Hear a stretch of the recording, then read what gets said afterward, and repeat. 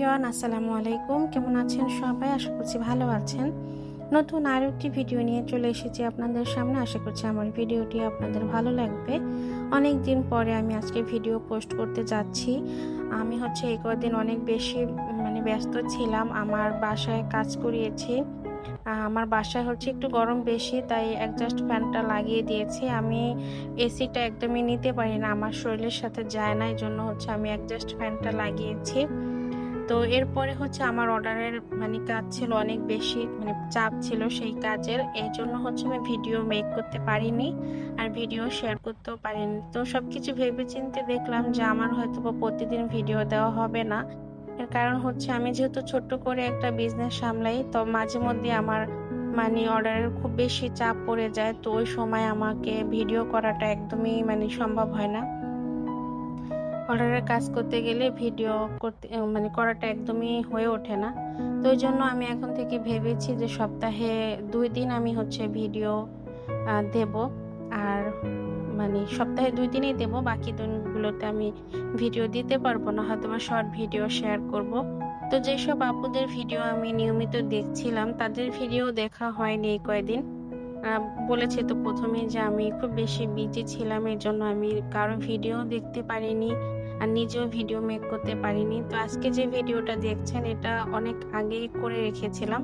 সেই ভিডিওটাই আজকে একটু এডিট করে তারপরে পোস্ট করলাম। তো এই এডিটটাও আমি দেখা যায় আরো কয়েকদিন আগে করে রেখেছি, কিন্তু ভয়েস ওভার করতে পারিনি।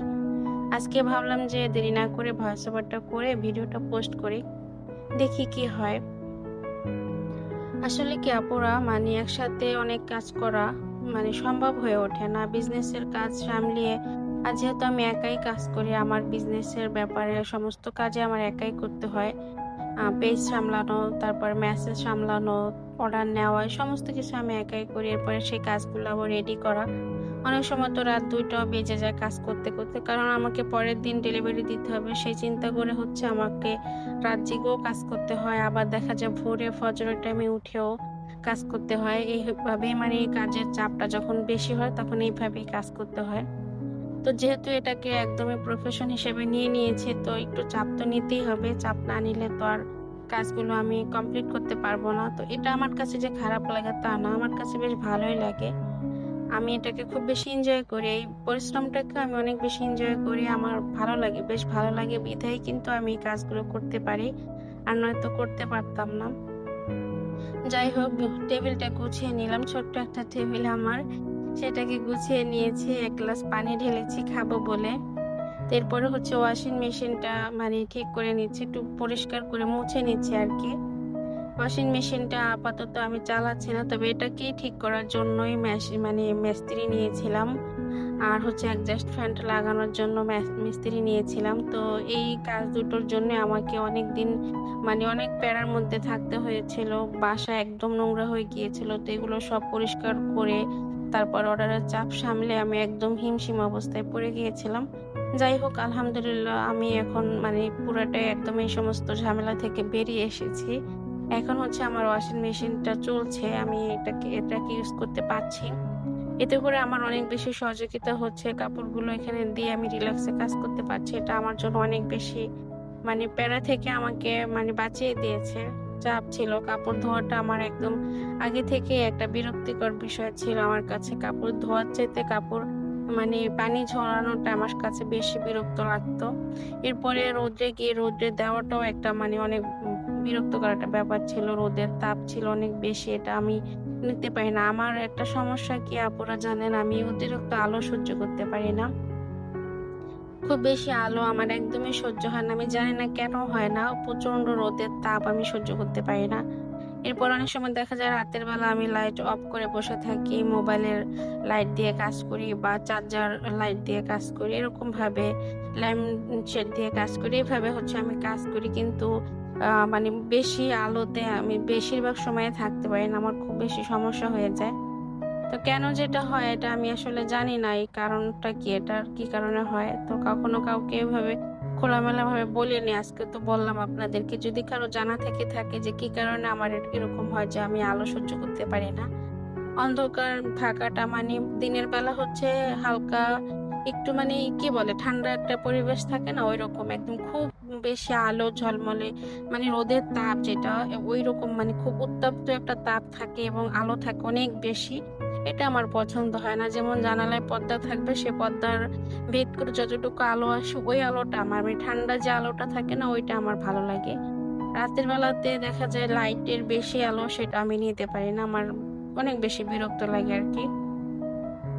তো যাই হোক এখন হচ্ছে ওয়াশিং মেশিনটা মুছে নিলাম। এর আগে তো দেখেছেন টেবিলটা পরিষ্কার করে নিয়েছি। এরপরে হচ্ছে আমার কিছু অর্ডারের কাজ কমপ্লিট করেছি। সেগুলো আপনাদের সাথে শেয়ার করব। প্রত্যেকটা ভিডিওতে আমি আমার অর্ডারের কাজগুলো আপনাদের সাথে শেয়ার করে থাকি। আর আমার তো সারাদিনের কাজ বলতে এইগুলোই, ঘরের ফার্নিচারগুলো পরিষ্কার করা আর নিজের কাজগুলো মানে গুছিয়ে গাছিয়ে রাখা আরকি। যেহেতু রান্নাবান্না করি না এজন্য ওই চাপটা নাই। ওই সময়টা হচ্ছে আমি হাতের কাজের দিকে বেশি ফোকাস দেই। রান্নার সময়টাতে। আর এই রান্না ছাড়া তো আমাকে সব কাজেই করতে হয়। আমার বাসায় হেল্পিং হ্যান্ড আছে, তবে সেটা আমার মায়ের কাজে সহযোগিতা করে। কিন্তু আমি আমার কোনো কাজেই তাকে মানে সহযোগিতা করার জন্য বলি না, আমার ভালো লাগে না। আমার যেহেতু ছোট্ট একটা রুমে আমি থাকি, সেখানে অন্য একজনকে কেন আমি মানে সহযোগিতা করার জন্য বলবো? এতটুকু কাজ তো আমি নিজেই করতে পারি। আর কাজ করলে তো মন ভালো থাকে। আর নিজের কাজ নিজে কাজ করাই ভালো। তো এখানে হচ্ছে আমি অর্ডারের কাজগুলো আপনাদেরকে দেখাচ্ছি। তো এখানে একটা ব্যান্ডানা করেছিলাম। আর এটা হচ্ছে একটা প্যান্ট। আমি এখানে ৩ বছর আর ১ বছরের বেবির জন্য এই ড্রেসগুলো রেডি করেছি। এটা একটা টপস ছিল। এই টপসের সাথে ওই প্যান্টটা লাল প্যান্ট আর ব্যান্ডানাটা রয়েছে। তো এগুলো কিন্তু পরলে বাচ্চাদেরকে অনেক বেশি সুন্দর লাগে। এই মানে এগুলো যারা অর্ডার করেছিলেন তারা হচ্ছে ট্যুরে যাবে, এইজন্য অর্ডার করেছিলেন। তো কক্সবাজার বা কুয়াকাটা যেকোনো মানে সমুদ্র সৈকতের মানেই হচ্ছে এই ধরনের ড্রেস পরলে কিন্তু অনেক বেশি ভালো লাগে। ওইখানে তো বাতাস থাকে, তো এই ড্রেসগুলো পরলে খারাপ লাগে না। আমি দেখেছি রিভিউ দিলে তখনও তো দেখি যে কেমন লাগে, বাচ্চাদেরকে দেখতেও বেশ ভালোই লাগে। এরপরে হচ্ছে সাদা ড্রেসটা করেছিলাম, ওর সাথে কিন্তু জুতা টুপিও রয়েছে, উপরে টপস আছে, নিচে প্যান্ট আছে। তো এগুলো হচ্ছে প্যাকিং করে নিচ্ছি, কিছুক্ষণ পরে ডেলিভারি ম্যান এসে নিয়ে যাবে। খুবই মানে তাড়াহুড়ো করে এই কাজগুলো কমপ্লিট করেছিলাম। জুতা দুটো কিন্তু অনেক সুন্দর লাগে। খুব বেশি ছোট মনে হলেও এটা ৪ ইঞ্চি সাইজের জুতা। মানে যে বাচ্চার জন্য বানানো হয়েছে তার পায়ে একদম পারফেক্টলি লেগে যাবে। আর এটা হচ্ছে টুপি। হার্ট শেপ বরফি দিয়ে এগুলো করা হয়েছে। দেখতে কিন্তু মাশাআল্লাহ অনেক বেশি সুন্দর। তো যে আপুরে আমার ভিডিও দেখছেন অবশ্যই আমার কাজ দেখে মাশাআল্লাহ বলে যাবেন। কারণ মাঝে মধ্যে আমার মনে হয় নজর লেগে যায়। আমি মানে কাজ করতে পারি না। আমার খুব বেশি খারাপ লাগে। এটা কেন হয় সেটাও আমি জানি না। তবে নজর কিন্তু খুব খারাপ জিনিস, আর এটা সত্যি যে নজর লাগতেই পারে।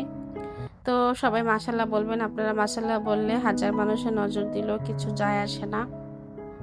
আমার এই কাজগুলো কেমন হয়েছে অবশ্যই কমেন্ট করে জানাবেন। আর যদি আমার সাথে কোনো আপুরা কাজ করতে চান সেটাও আমাকে বলবেন, কমেন্টে বলতে পারেন। আর যদি কেউ এইগুলো অর্ডার করতে চান সেটাও আপনারা চাইলে অর্ডার করতে পারেন। আমি হোয়াটসঅ্যাপ নাম্বার অ্যাড করে দেব। আপনারা হচ্ছে আমাকে হোয়াটসঅ্যাপে নক করে তারপরে এগুলো অর্ডার করতে পারেন, যেসব আপুরা পছন্দ করেন এই কাজগুলো।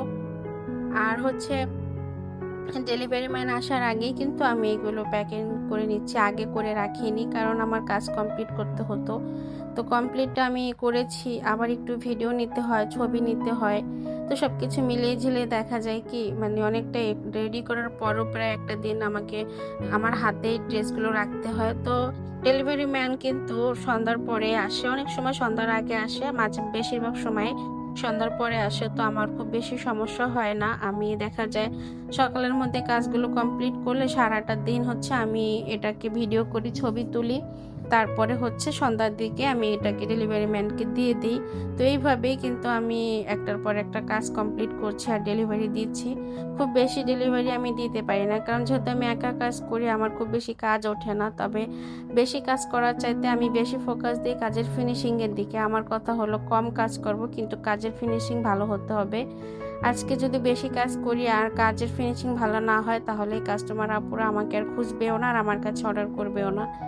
বাই চান্স যদি একটু ডিফিট হয়ে যায় সেক্ষেত্রে আমি তাদেরকে সুবিধা দিয়ে থাকি যাতে তারা মানে নিরাশ না হয়। তো দেখতে দেখতে আমি কিন্তু একদম ভিডিওর শেষ প্রান্তে চলে এসেছি। তো দেখতেই পাচ্ছেন আমি ডাবল প্যাকিং করে দিচ্ছি, কারণ যেহেতু দেখা যাচ্ছিল আর একটা প্যাকিং এ আমার মন ভরছিল না। এইজন্য হচ্ছে ২ টা প্যাকিং দিয়ে দিয়েছি। এতে করে আমার লস হলেও আমি মনে করি তারপর আমার নিজের কাছে ভালো যেটা লাগবে আমি সেটাই করব।